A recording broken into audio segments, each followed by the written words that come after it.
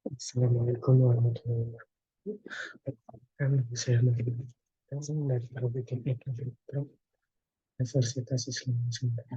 Di sini saya akan menjelaskan tentang elektrik field.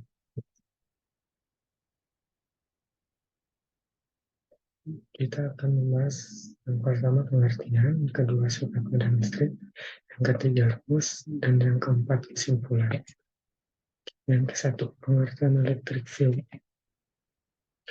Elektrik field atau medan listrik adalah gaya listrik yang mempengaruhi ruang di sekeliling muatan listrik. Penyebab timbulnya medan listrik adalah keberadaan muatan listrik yang berjenis positif dan negatif. Medan listrik dapat digambarkan sebagai garis gaya atau garis medan. Medan listrik memiliki satuan ampersi atau newton per coulomb. Di sini ada gambarnya. Yang kedua, sifat-sifat medan listrik. Yang ke satu, arah garisnya akan keluar negatif dan muatan positif dan negatif masuk ke dalam muatan negatif.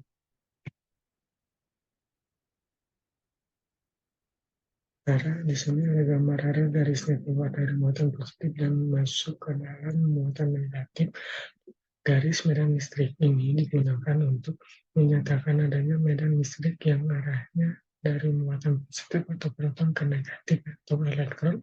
Jadi untuk muatan positif arah garis medan listriknya mengarah keluar dan dari muatannya. Sedangkan untuk muatan negatif arah garis medan listriknya mengarah ke muatannya. Yang kedua ada garis tidak boleh saling berpotongan. Setiap garis memiliki jalur lintasannya masing-masing, jadi tidak boleh yang nyelip-nyelip di jalur orang lain. Sini ada gambar yang di kiri yang benar dan yang di kanan yang salah.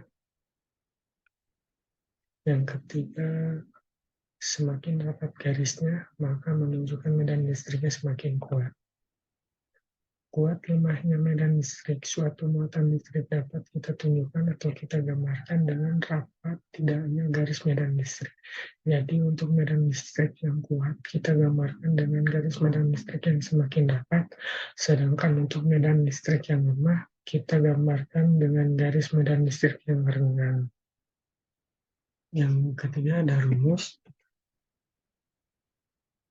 Rumus medan listrik dipengaruhi juga oleh jarak R. Semakin jauh jarak suatu listrik dari suatu muatan sumber atau pi, maka medan listrik yang dirasakan di titik itu akan semakin lemah. Begitu sebaliknya, sehingga kuat medan listrik pada suatu titik di sekitar sebuah muatan akan berbanding terbalik dengan kuadrat jarak R antara titik dengan muatannya, atau dapat dituliskan juga I1 per R kuadrat. Sedangkan semakin besar muatan sumber Q, maka semakin besar pula medan listriknya I, atau dapat dituliskan E sama dengan A Q per R kuadrat. Kesimpulan. Medan listrik adalah sebuah medan vektor dan kita dapat menentukan listrik yang dialami oleh sebuah benda bermuatan listrik di sembarang lokasi. Di dalam medan listrik ada beberapa garis gaya medan listrik, antara lain satu, semakin pendekatan jarak antara suatu garis medan dengan garis medan lainnya, semakin besar kuat medan listriknya. Dua, garis medan berawal keluar dari muatan positif dan berakhir masuk ke dalam ke muatan negatif. Tiga, jumlah garis medan yang masuk ataupun keluar sebanding dengan besarnya muatan listrik. Sekian dari saya.